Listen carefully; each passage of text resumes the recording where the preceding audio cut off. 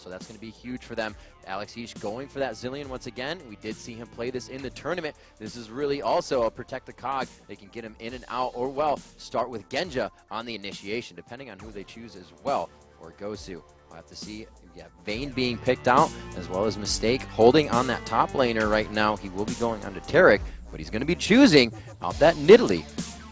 And yeah, there is that support Zyra here. So this is really, it's really crazy because you've actually got both team comps going protect the carry. You've got Taipei Assassins, you've got Stanley on Nidalee. It's a heal and an attack speed buff. Tarek, a decent enough front line. Maokai, a front line. Orianna able to provide shield and durability.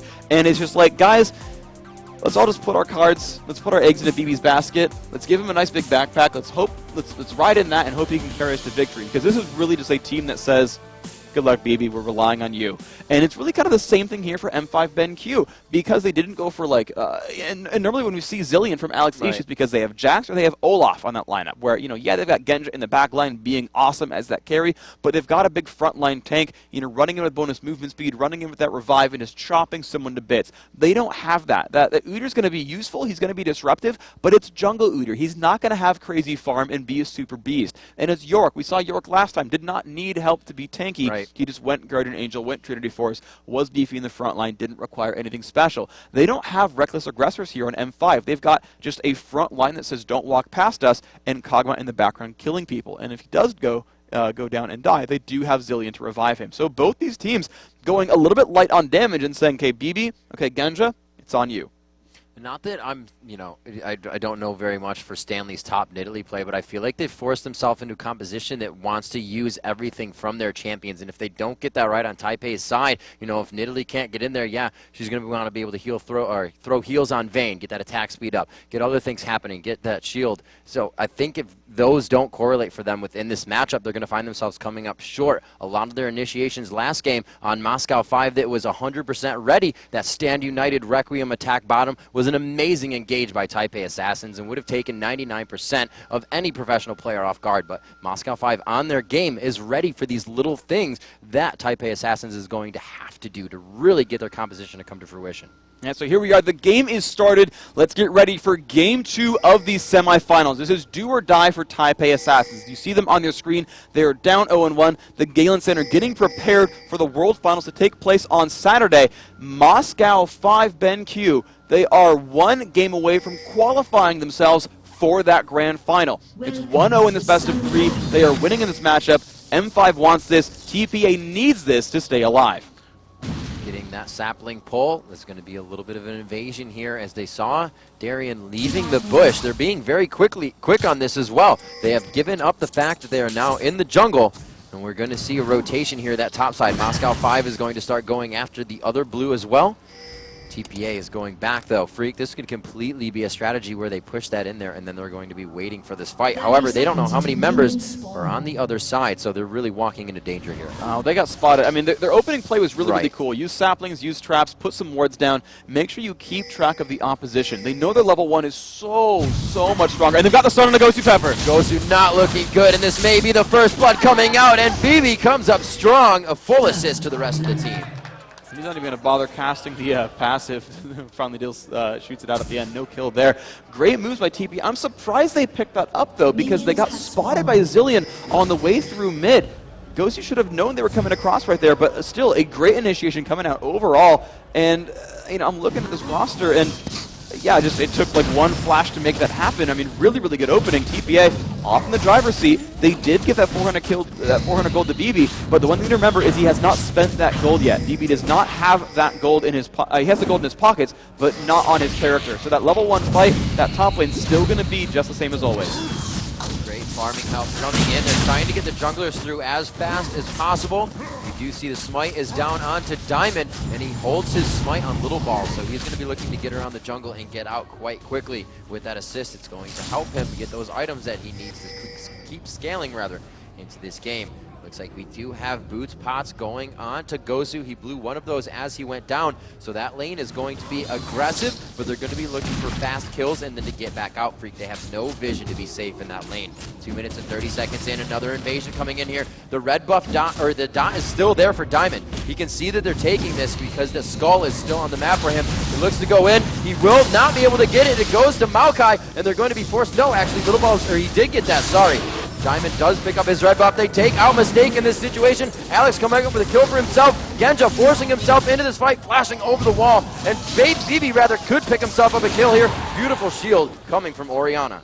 And that makes it 3-1 overall. These invasions so strong from TPA. We said they had a better level 1 team. They're happy to invade, and they're just pushing for it. I'm so actually surprised that M5 said, you know what, yeah, let's keep fighting you at level 1. Let's please put ourselves in these terrible situations where we're about to get picked off. And that was brutal overall. So much damage dealt back onto them.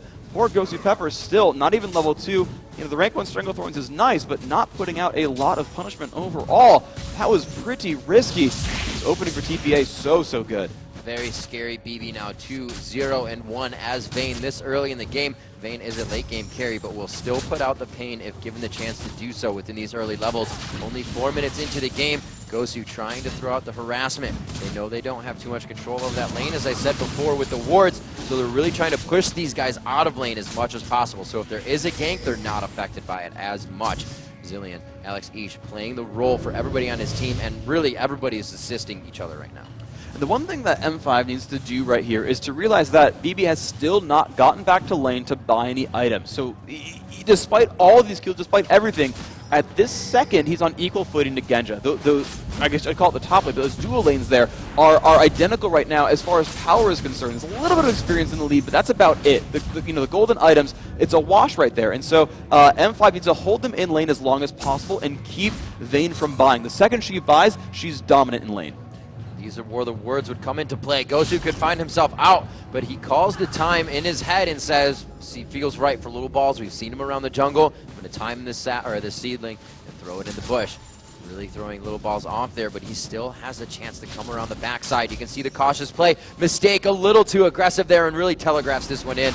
No chance for an attack on that.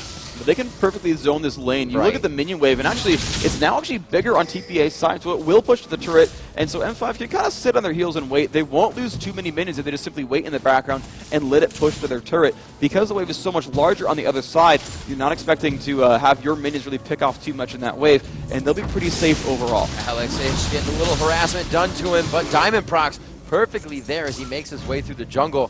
That's really not what TPA needs. A huge attack onto BB out top. He pushes back Genja. Great mechanics to really push out the damage that's going to be coming at him in the fight. Stanley putting aggression down bottom here. 3-1 in this matchup. And gold, like I said, going to Vayne. But Freak mentioned she has not bought yet, so the aggression in the lane can really be thwarted if Diamond finds himself top at the right time. A lot of mana being used here by Alex Ish. He's going to be thrown in, but Diamond's there once again. The 3v2 situation, rather. Alex not in a good position, not level 6, and he will go down. Diamond cannot assist. And that is, again, them putting the pressure on over and over and over again. And this is really good. Little Balls with so much crowd control. And the beautiful thing was they pulled Mistake down to support mid once they sent BB to go back and recall and buy items. That Mistake says, you know what? I don't have too much money. I don't need to buy just yet. It's not that big of a deal. It's only 400 gold. While you go buy BB, I'm going to go support someone else on the map. Let's put a gank together. Let's go ahead and make this happen. Let's make that fight go down. And look at that, a beautiful start. Oh, wow. They get Genjo right out, and they are able to take him down. Mistake picking himself up a kill. BB kind of focusing back there. They may be able to get another kill. They forced a flash on Gosu. That's going to be quite big for them. This lane can now continuously be aggressive, Freak. The mechanic there for TPA was really strong. After that first kill, notice that Mistake walked forward and made sure he pulled turret aggro. As soon as a turret hits a champion, it will stay on that champion until he leaves range, no matter what. No matter if someone swings at you, no matter whatever happens, until that guy dies or leaves range, it will stay on Mistake. And so he sat there and said, yes, hit me, hit me, hit me. He, and Gosu Pepper knew he had to flash to escape that because Vayne would have kept stutter stepping, walking over and swinging, walking and swinging, walking and swinging. He was 3 hits from getting the kill, forced the flash. At that point, there was too much pressure required. He got out. Stanley going aggressive on Darian here. You can see the sustain coming into play a bit as they damage trade equally. You can see just how confident Taipei Assassins is right now with a few of their purchases.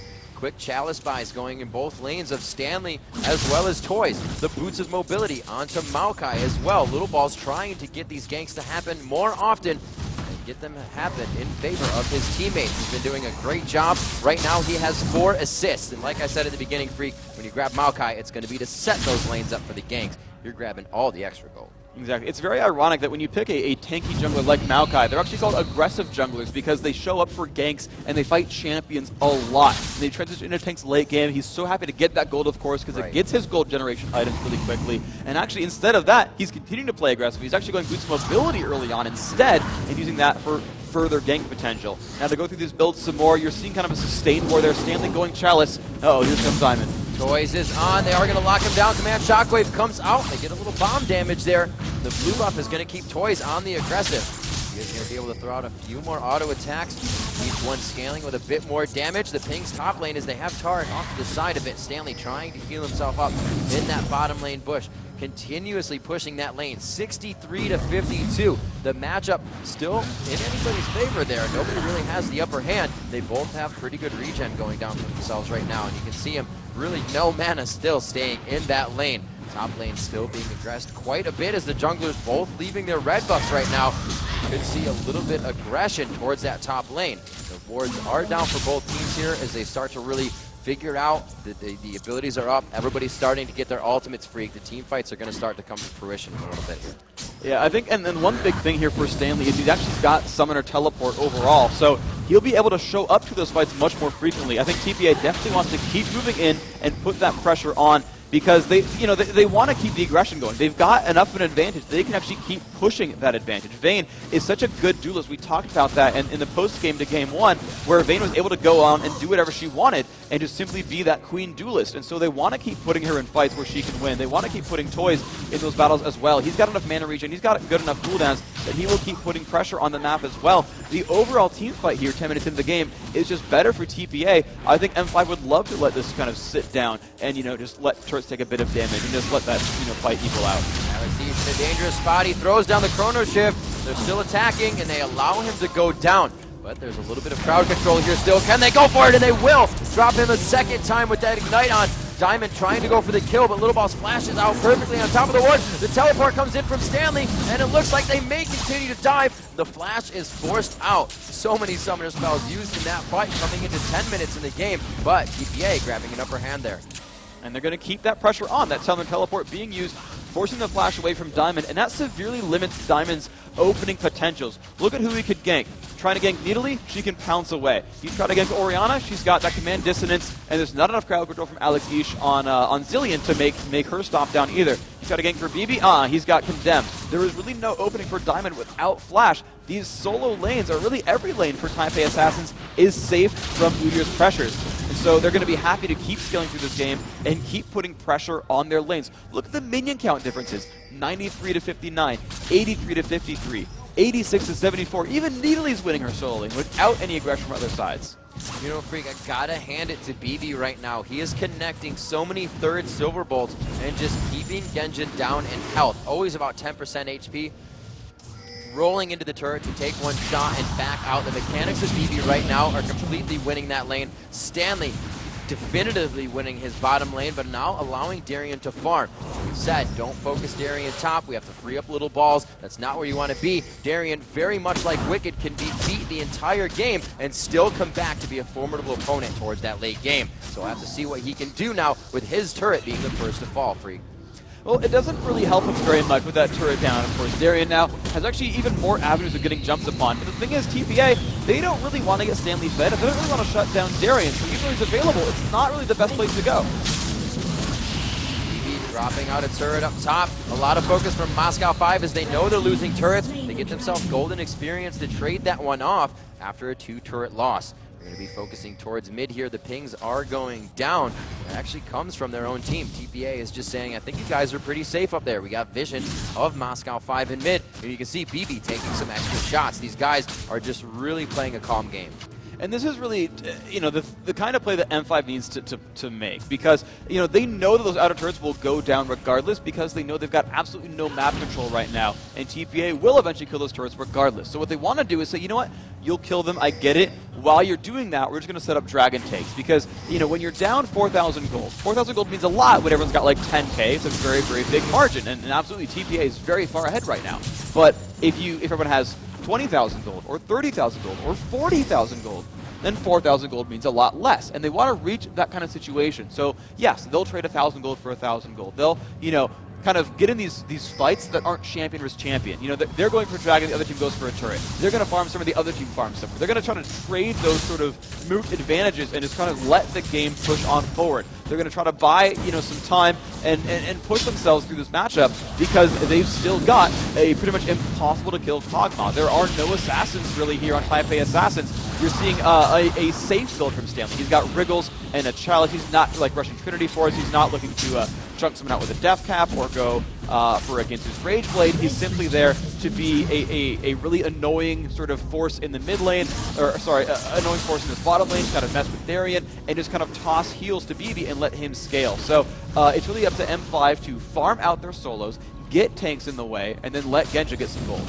So Taipei Assassins super bringing out their suffocation strategy right here. If you guys want to rewatch this, tell your friends. This is exactly how it's done. Moscow 5, a definitive game last time. They really come out huge. Everything was crumbling in their favor. The kills from TPA, like we said, the Stand United and Requiem down bottom last game, those were all going in favor of Moscow 5, those little instances. TPA is creating all of these for themselves this game. They destroy top lane. They leave BB now to run. They destroy mid lane, and now suffocating that bottom lane because they knew Darien was going to be down there to farm a broken down turret. So these guys are completely controlling the map. Like Moscow 5 usually does, they get to a lane as soon as it's ready to be pushed. They don't give the other team time to rotate over, and we can see Moscow 5 right along the base of their own entrance, just running back and forth, trying to find where TPA is going to play cat and mouse. And what's happening right here, though, is M5 is completely stagnating pushes on those secondary turrets. Like we just said, M5 knows their outer turrets will fall down, but they know that middle turrets are much harder to go for. And of course, as I say that, TPA is about to kill a secondary turret here. But you saw them kind of get forced. There we go. Yeah, so they pushed them back, right? These secondary turrets are hard to kill. They're deep in enemy territory. It's much easier to bring reinforcements around. It's very hard to take them out without getting pressured. And so you're seeing that over and over where M5 is able to defend this kind of situation. Now, TPA is harassing. They're putting some damage down, but they're not killing them off. And while this is happening, you can just see at this top lane, Genja is just left alone, farming and farming and farming and trying to catch up in this game. Now, certainly nowhere near the kind of gold that Vayne has on BB, but again, their strategy is protect the X, protect the Kog'Maw, it's get him to late game, and when he finally reaches that, that's where M5 is going to shine. They just need to wait another 10 minutes. 3 members of Moscow 5 with 129 minions, actually. All of them the highest in the game right now as they tie each other for that score. Really, nobody's trying to farm it out. Finally, BB breaking that one down, goes up to 100 and plus 30. 6-1 at 15 minutes into the game. 22,000 to 17,000 gold. We can just see who has accrued the most, and that goes to 56,000 on BB. Vayne being very strong, the dazzle onto Darien, and they're really just trying to get shots onto this turret. Now firing onto Darien Freak. The pressure is here in each lane, and they're really spreading themselves thin, but making it work. This is exactly what TPA needs to do, is again, they know their mid game is so much stronger, they will just keep pushing for turrets. This is exactly what they want, and you'll see them keep cycling through. And they've sent Nidalee and Orianna as the solos because they're kind of the most safe. They've got the most mobility, they can heal themselves, they can pounce away or crowd control the opponents. They're going to keep sitting in those situations. Lowball's actually here to bait a counter engage, sitting in that brush for a little while, trying to see if they would jump on BB and mistake, but that's not going to be the case. They're just simply pushing for turrets as hard as possible over and over and over. And again, because M5 wants to stall, TPA wants to close this out. They will simply, no matter how hard it is to do, they are just going to keep pushing because that's the only thing they've got left to do. Now, Freak, coming into this portion of the game, however, we see that Moscow 5 is forced out of a lot of these fights. It seems in or out of the jungle, Taipei is bringing a stronger team right now. And this is just because a lot of it is honestly gold-based, that their level 1 team is strong. This is kind of what happens when you bring an early game focused team, and like you'll really have with Tarek Maokai and such, and you not so much with York, who's got really terrible at level 1, is they just want to go for pressure early on, make those fights happen, and they actually made those fights happen. That's really the thing for an early game team, is you've got to actually fight to do it. Stanley very low on mana, initiating too hard here. His team is really split between left and right. Toys taking a bit of damage there, but they get the damage onto Gosu and Alex. They've done a great job at just taking those cooldowns. Stanley was really caught out of position there, but Moscow 5 knew they didn't have the engage. TPA was forced to run back and forth and make sure he could get out alive. You see Alex each running away, blinking as Genja farms that bottom lane. It's still 154 minions for BB to 122 for Genja. Very much different game for the AD carry here. And this is absolutely going to have to be a game where Moscow 5 adapts to the carry. Yeah, and they've got to just shut down BB, absolutely. It's going to be hard to do it, but that's what they've got to go for here. And you're just going to see it be so difficult because TPA are going to be reserved. They're going to be smart about their movements. You're seeing Stanley once again running to that top lane. Now, they don't have a Shen like they had, but they've got a Summoner Teleport, which is just as good. He will shove around that top lane, be very hard to catch with Pounce, with Wriggles, putting extra wards down to make sure he's not watched, and he's just really, really controlling the sort of map movements of his opponents. He's going to get nice and farmed. He's going to keep his gold going up. M5 completely controlling Dragons here. This is how they're going to keep their gold up in this game as they try to stall it out and push forward. But you're just going to see constant pressure. These turrets still able to fall. They're finally going to look for their 6th here as Stanley continues to shove this top lane. And now he's finally transitioning into an actual fighter. He's got that Phage, the Trinity Force finally coming up next. He went for Chalice Wriggles just to be a sustained monster and to really mess with any counter pushes here. But that's going to be the gameplay, is just pushes. BB's going to pick up gold on the back of that even though they've been splitting up and pushing constantly, he's still up there in minions. But I mean, look at the gap now. It's 132 to 158. Genja is catching up. That's exactly what M5 wanted, is Genja. He's got to get closer and closer on those items. He's got Phantom Dancer, but he needs Zerkreaves, he needs Infinity Edge. Going after Alex. He does not have his ultimate up. Stanley able to take him down, but this is going to be the fight between Stanley and Diamond, rather. Too much speed coming from Nidalee, the escape artist in that Cougar form, and we're going to have to see if they go for this now. TPA trying to force down onto the Baron. It looks like it will be. There's Darian just on the other side, about to throw a ghoul over, but it's not going to be enough. Do they pursue him? No. They looked like they were going to be the side of the wall for another twisted advance attack. Stanley finds no mana for him, though, but it's not going to be any cost for him in that form. Continues the pressure on, gets as much as he can, and really, Freak, what they're doing right now is just keeping Moscow 5 out of their lanes, allowing the little bit of push here, and great job by Stanley for not allowing Darian to back. And this is one of the most difficult things to do, is to actually close a game out. They know there is a team that's trying to stall. They know Genja is just trying to get gold, and they're tooth and nail defending their secondary turrets, because they know as turrets fall, TPA will still scale ahead. No matter how much that Kog'Maw farms, they know if every turret is 150 gold to everyone on the team, they know that Dragon's 190, Baron's 250. If they can keep picking up those margins, they will keep scaling themselves forward. They will absolutely, push themselves farther and farther ahead, and so they're trying to keep these advantages together. And with no one getting caught out too much on M5, they're stopping those pushes. But Stanley making a big play, actually pushes out Alex Each, actually makes a 5-on-4 happen, and then baits the rest of the team top lane. TPA have actually created openings on the map. They've finally given themselves these windows to take major advantages and push on through more. Oh, Genja taking so much damage from Stanley, but he's able to trade it back here. He may have enough mana to get this. That W is still on. Throws out the living artillery, but here goes BB. Slams him against the wall. The Yorick ulti is on, so he will come back to life, but he's instantly brought back down again. Trying to stay in this fight. It is going to be Diamond Procs going down. A huge initiation for BB, and he finally falls. The shutdown going to Darian in this fight. Alex East's Chrono Shift is down. Darian there to keep that pressure on. Gosu can lock them down into the turret. Stanley gets out of that, and it's just huge pressure from Taipei Assassins right now. Darian is, however, able to clean up a few kills for his team. It's now 3-3, a 4-3 now. Finally, the last auto attack and double kill for Toys. The ace onto Moscow 5. He almost killed Lil Boss by running a freaking bomb into him. But they did survive that one overall. This turret low enough they could backdoor it. Toys, yep, there's the shield. Says Lil Boss, come on, dude, thank you. She almost died to the turret as a result there. TPA, flawless team fights, and actually M5, they did almost pull that one back. Genja got caught out, he took a lot of damage, but they kind of collapsed into that fight really, really well. They nearly turned that one around, but that fight was really carried on the back of the gigantic gold lead that Taipei Assassins built for themselves. M5's power is always team fights. Let's watch that last fight with player audio. 太负我，再来，机灵晕了，机灵晕了，机灵晕了。我死了！保小保小小心！对，这波可惜，慢慢来，他复活，应该可以再打，慢慢来，注意一下球女就好。哎 ，Stanley 可以 ，Nice， 这差一点，好可惜哦。啊，可以，慢慢来啊，这一定有在进来了。Absolutely amazing. You can see Mistake on the front line of those calls right there with the rest of his team. Once it got a little hectic, but Mistake took right back over. We see Alex doing that for Moscow 5 in these fights. And you're seeing that, both these teams, and you can see just how good they are at team fighting, is they have that one caller who's making the play, saying, here's what we're focusing, here's how we're moving, this is the focus here.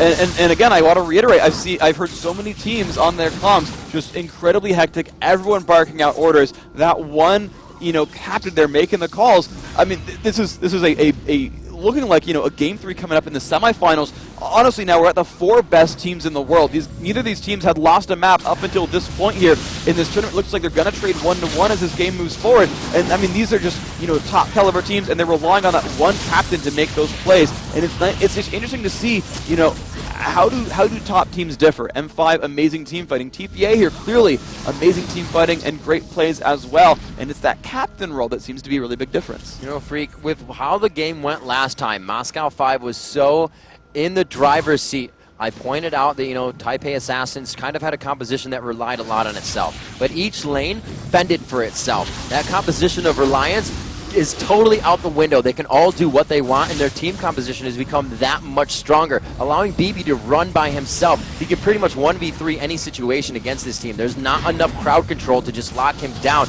Those dodges of him and his mechanics this game have been paying dividends for his team. Right now, 3-1 and 4, 5-0 and 5 coming in from Toys in mid. Toys another key to victory. Get him fed and play around his game and strategy, and has just been huge for these guys. And whenever Stanley gets in trouble, we saw him going into that last fight really tanky enough to take on the cooldowns for the fight. TPA has just turned this one into their favor, now dictating these fights and on the front step of Moscow 5 space. Looks like they're going to back off here. Dragon should be coming up quite soon. That was about 17 minutes that it went down. 12-4 here. They are in an 8,000 gold lead right now for Taipei Assassins. The good thing here for TPA is that they've got 2 healers on the roster. They've got Tarek and Needly, both of whom will keep the health bars sustained from that team. You've got 3 points in the heal of Tarek.